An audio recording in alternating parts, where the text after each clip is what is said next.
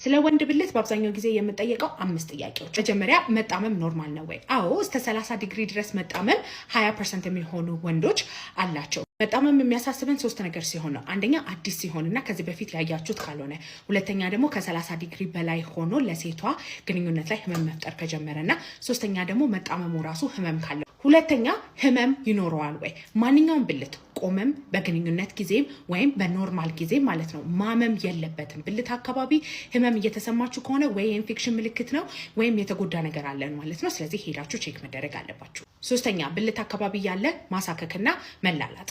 ብዙ ሰዎች እንደዚህ አይነት ነገር ሊያጋጥማቸው ይችላል፣ ግን ቼክ ማስደረጋችሁን እንዳትረሱ። ቢከዝ የተለያዩ አይነት የቆዳ በሽታዎችና የአባላዘር በሽታዎች ምልክት ሊሆን ስለሚችል። አራተኛ ደግሞ የሁለት ወንዶች ብልት በፍጹም አንድ አይነት ሊሆን አይችልም።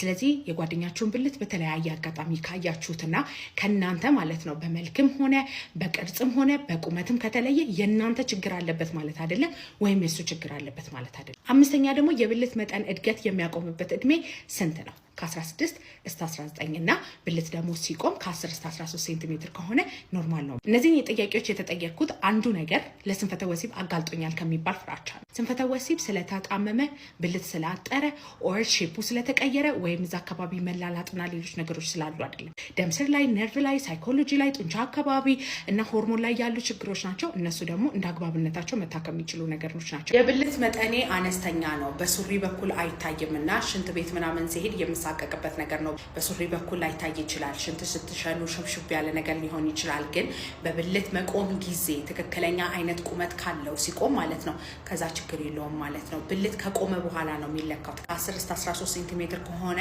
ቆንጆ ሌቭል ነው። ከ10 ሴንቲሜትር በታች ከሆነ ያን ያክል የሚያሳስብ አይደለም። ከብልት ሳይዛችሁ ጋር የሚገናኝ የስንፈተ ወሲብ ችግር አለ ብላችሁ እያሰባችሁ ከሆነ አይደለም። ብልታችሁ ትንሽ ከሆነ የብልት አለመቆም ችግር ያጋጥማችኋል ማለት አይደለም። ብልታችሁ በጣም ረጅም ከሆነ ቶሎ ትጨርሳላችሁ ማለት አይደለም። የብልት አለመቆም ችግር እና ቶሎ መጨረስ ነርቭ ላይ፣ ደም ስር ላይ፣ ሆርሞን ላይ ያሉ ችግሮች የሚያመጣቸው ነገሮች ናቸው እንጂ ከብልት ቁመት ጋር የሚያገናኘው ነገር አይደለም። በአግባቡ መርምረን ሕክምና ማስጀመር እንችላለን። የብልት መጠኔ በቂ ነው የሚል ሰው የለም። ወንዶች መቼም የብልት መጠናችሁ አይበቃችሁ እና ብዙዎቻችሁ ደግሞ ብልታችሁ ሳይቆም ነው የምትለኩት ወይም ሳይቆም ነው የምታዩትና ትንሽ ይመስላችኋል። ብልት ቁመት የሚለካው ከቆመ በኋላ ነው። ከ11 እስከ 13 ሴንቲሜትር ኖርማል ነው ማለት ነው።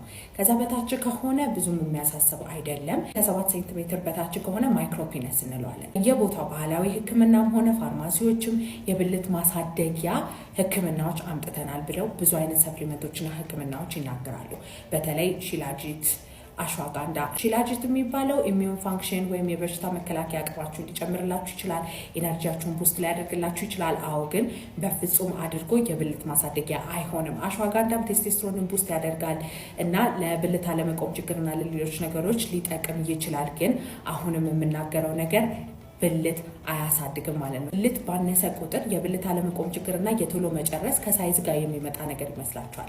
የቶሎ መጨረስ ነርቭ ላይ እና ሆርሞን ላይ ችግር ካለ፣ የብልት አለመቆም ችግር ደም ስር ላይ፣ ሆርሞን ላይ፣ ነርቭ ላይ ችግር ካለ ነው እንጂ የሚመጣው ሳይዙ ትንሽም ሆነ ትልቅም ሆነ ማተራል። የብልት መቆማችሁን መለካት እንደምትችሉ ታውቃላችሁ። የብልት አለመቆም ችግር አለብኝ ወይም ደግሞ ጤነኛ ነኝ ከማለቱ በፊት 5 መመለስ ያለባቸው ጥያቄዎች አሉ።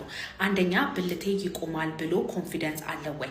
ሁለተኛ ደግሞ ለግንኙነት የሚያነሳሳውን ነገር ካየ በኋላ የብልት መቆሙ ወደ ሴት ብልት እስከ መገናኘት ድረስ ያለ ጥንካሬ ይዞ መቆም ይችላል ወይ? ሶስተኛ ደግሞ ወደ ሴት ብልት ከተገናኛችሁ በኋላ ብልታችሁ የመልፈስፈስ ነገር አለ ወይ ወይስ ጥንካሬውን ይዞ ይቀጥላል ወይ? አራተኛ ደግሞ እናንተ ራሳችሁ እስከ መጨረስ ድረስ የሚያደርሳችሁ ጥንካሬ አለ ወይ?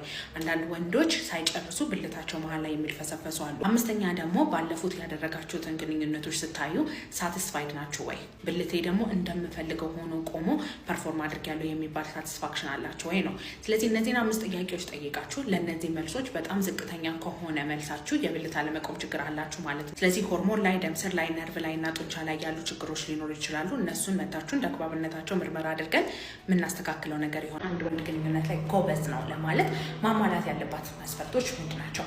አንደኛ ብልቱ መቆም አለበት በግንኙነት ጊዜ። ኦኬ። ስለዚህ ብልቱ መቆም አለበት ማለት ግን ማለት ነው ወዲያውኑ ልክ እንደተነካ ወይም እንዳየ የሆነ ነገር ወዲያውኑ መቆም አለበት ማለት አይቻልም እና ወዲያውኑ ደግሞ ጥንካሬ ማግኘት አለበት ማለት አይደለም። ኦኬ።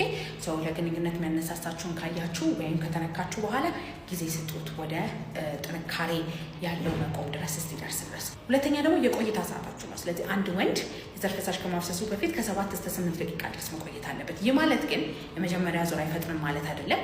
ሰው የመጀመሪያ ዙር ብዙ ወንዶች ላይ ይፈጥናል፣ እሱ አይደለም የሚቆጠረው። ሁለተኛ ዙር ዘግየት ማለት ነገር ይኖራቸዋል ማለት ነው። መጀመሪያ ዙር ቶሎ ስለጨረሳችሁ ቶሎ መጨረስ አለባችሁ ማለት አይደለም። ሁለተኛ ዙርም ቶሎ መጨረስ አለባችሁ ማለት ነው። ሶስተኛ ደግሞ ለሁለተኛ ዙር ዝግጁ መሆን አለበት። ሰው አንድ ወንድ ከአንድ ዙር በላይ ግንኙነት ማድረግ አለበት። ግንኙነት ላይ ጎበዝ ነው ለማለት ማለት ነው። ያ ነገር ከእድሜያችሁ ጋር በጣም እየተራራቀ ይመጣል። ሰው እድሜያችሁ በጨመረ ቁጥር እየረዘመ የሚመጣ ነገር ነው። ግን ጭራሹን ለሁለተኛ ዙር ደግሞ ዝግጁነት ከሌላችሁ ወይም ሰዓታችሁ በጣም ረጅም የሚሆን ከሆነ የዛኔ መታችሁ ቼክ መደረግ አለባችሁ።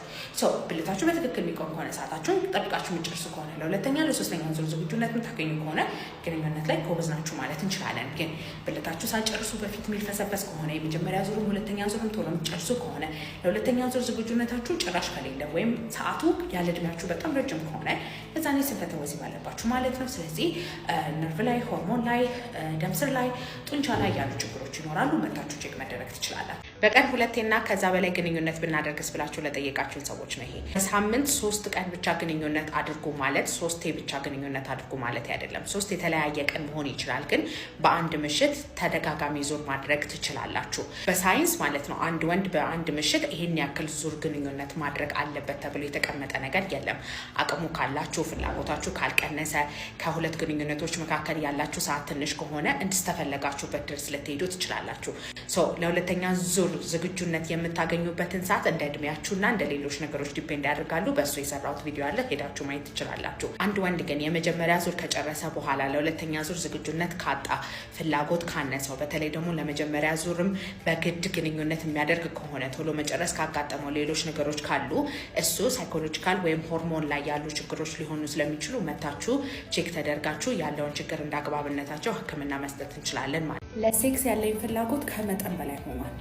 ብዙ ጊዜ እንደዚህ አይነት ጥያቄዎች ከክላይንቶች ያገኛለሁ እና ናቹራል ነው ወይስ ችግር አለው ዶክተር፣ ምን አድርገን ነው የምናስተካክለው ብለው ብዙ ጊዜ ይጠይቁኛል። ስለዚህ ዛሬ መቼ ነው ችግር የሚሆነው ይሄ ነገር የሚለውን ነገር መልሰን ነው። አንድ ወንድ ከሴት በላይ በሳምንት የግንኙነት ፍላጎቱ ቶሎ እንደሚነሳሳ ይታወቃል። አንድ ወንድ ኖርማል ከሆነ በአመት ከ50 እስከ 70 ጊዜ ማለትም በአቨሬጅ ከ1 እስከ 2 ጊዜ በሳምንት የግንኙነት ፍላጎቱ ከፍ ይላል ማለት ነው። ይህ ኖርማል ነው። አብኖርማል የምንልባቸው ጊዜያቶች አሉ። የተወሰኑ አይነት ህይወቱ ላይ ያሉ ችግሮችን መፍጠር ሲጀምር ነው ችግር ብለን የምንጠራው ማለት ነው። ስለዚህ አሁን ለግንኙነት ያለው ፍላጎት ከመጠን በላይ ሲሆን፣ አንደኛ ራሱን ኮንትሮል ማድረግ የማይችልበት ከሆነ፣ ለግንኙነት ያለው ፍላጎት የሚያሳፍረው አይነት ከሆነ፣ በብዙ አይነት ሃርሞች የመፍጠር ነገር ለምን ግንኙነት ባይኖረው ራሱ ሪሌሽንሺፑ ላይ ስትረስ እየፈጠረ ወይም ደግሞ ግለ ወሲብ ላይ በጣም አዲክትድ እስኪሆን ደረጃ እያደረሰው ከሆነ እና በጣም ጭንቀት እየፈጠረበት ከሆነ እና ለአንድ ለ3 ለ4 ቀን ግንኙነት ሳይፈጥር በተቀመጠ ጊዜ የዊዝድሮዋል አይነት የሆነ ሱስ ካለባችሁ ነገር ስትገነጠሉ ያለው አይነት ስሜት እየመጣ ይመጣል። ሃይፐርሴክሹዋሊቲ ዲስኦርደር እንለዋለን። ለግንኙነት ያላችሁ እርጅ በጣም ከፍተኛ ነው ማለት ነው። እንደዚህ አይነት ችግር ያለባቸው ከ3 እስከ 6% የሚሆኑ ወንዶች በዓለማችን ላይ ያለ በጥናቶች እንደተረጋገጡ የሆርሞናል ችግር አላቸው። በተለይ ደግሞ ቴስቶስትሮናቸው ከመጠን በላይ ወይም ከ10 በላይ ከሆነ፣ ዶፓሚን እና ሌሎች ሆርሞኖቻቸው ደግሞ ከተዛቡ እንደዚህ አይነት የግንኙነታቸው ፍላጎት በጣም ማክሲመም ይሆናል። መታችሁ ሆርሞን ላይ የተዛባ ነገር ካለ እሱ እናስተካክላለን። ካልሆነ ደግሞ በሌሎች ነገሮች ማስተካከል የምንችልበት ነገር አለ ማለት ነው። በማንኛውም በስንፈተ ወሲብ ጉዳይ ከሆነ ማለትም ቶሎ መጨረስ ካለባችሁ፣ የብልት አለመቆም ችግር ያስቸገራችሁ ከሆነ፣ ዘግይቶ መጨረስ ካለ፣ የፍላጎት ማነስም ወይም ኤክሰስ የሆነ የነገርኳችሁ አይነት ችግር እየፈጠረ የፍላጎት መጨመር ካለ ባዮ ላይ ባለው ቴሌግራም ሊንክ እየገባችሁ ቀጠሮ ማስያዝ ትችላላችሁ። ሁልጊዜ በሬ ክፍት ነው። ጠብቃችኋለሁ። ባይ ባይ።